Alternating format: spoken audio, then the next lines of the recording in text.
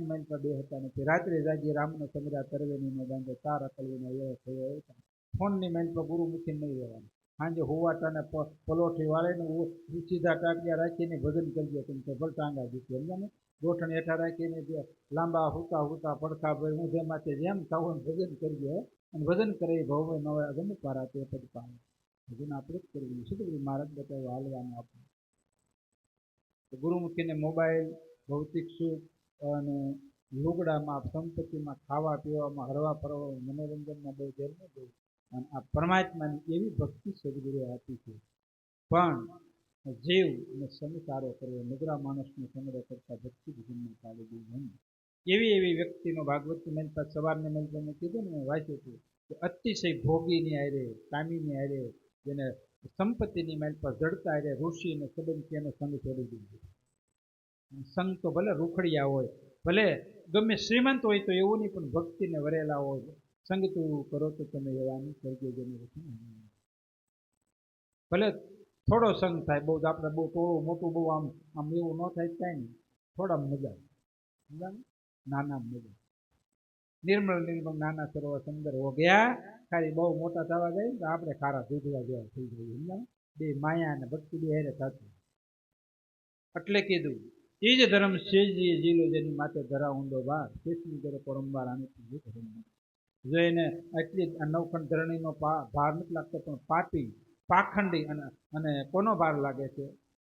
અજ્ઞાની અને અભિમાનીનો ભાર લાગે.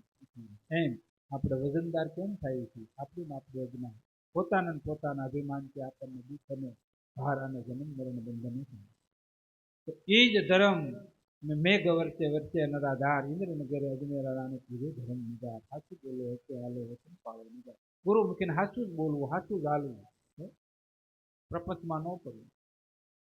એટલે પ્રીતમદા મહાત્માએ કીધું મનના પ્રપંચ મુખ જે કરજે તત્વ વિચાર રત્ન મૂલક માનવ અવતાર મનના પ્રપંચ અને પ્રપંચ પડવાનું કામ સાચે સાચે સીતારામ એ શિખામણે ચિત્ત મારીને ગગા ગુરુની સેવા કર.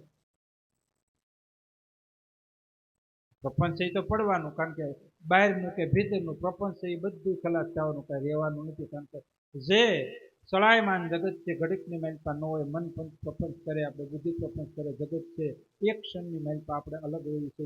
આપણે અટાણે સેવા ઘડીક કલિકાલનો પ્રભાવ છે. આ કલાક પછી તમે બોલીને ફરી ગઈ. ગુરુમુખીને બોલનો તોલો ફરાઈની ઠેઠ હતી, જેમ સંયમ કદાચ બધું વયું જાય તો આવી જાય, ગમે એમ કહી જાય. ફરાય તો નહીં. અભી બોલ્યા ને અભી ફક્ત એવી ભક્તિ જ નથી. બોલવી પાળો એ જ ગંગા જતી કીધું.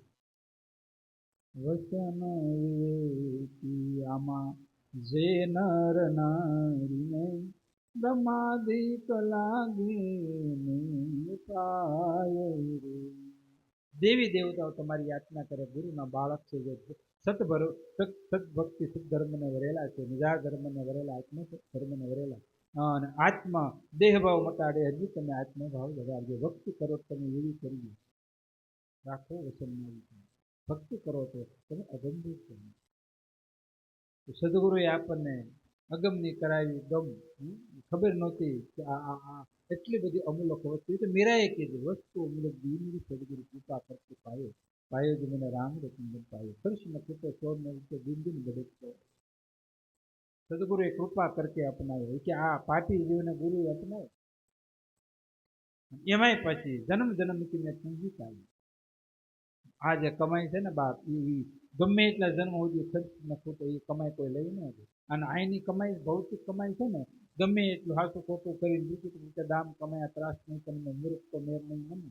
શું પુરુષ की સોબત કરી સમજી સત્સંગને અને સચ સમજ્યા પછી કમાણી નેટ ચાલુ થાય. એ ગયા પછી એટલે સુખરામ બાપુ કીધું શું આવે ધર્મ દોડે ઢોકળું કા ભક્તિ ન રહે. આ ધર્મ એ ઢોકળું આવે છેલ્લે હો.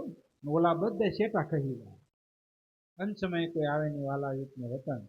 ધર્મ આ ભક્તિ ને ભજન એ અંત સમયે હોકારો દે. અને તમે એકલા હશો ને ખાટલામાં તો તમને એકલા પણ નહીં લાગે. ગુરુ હારે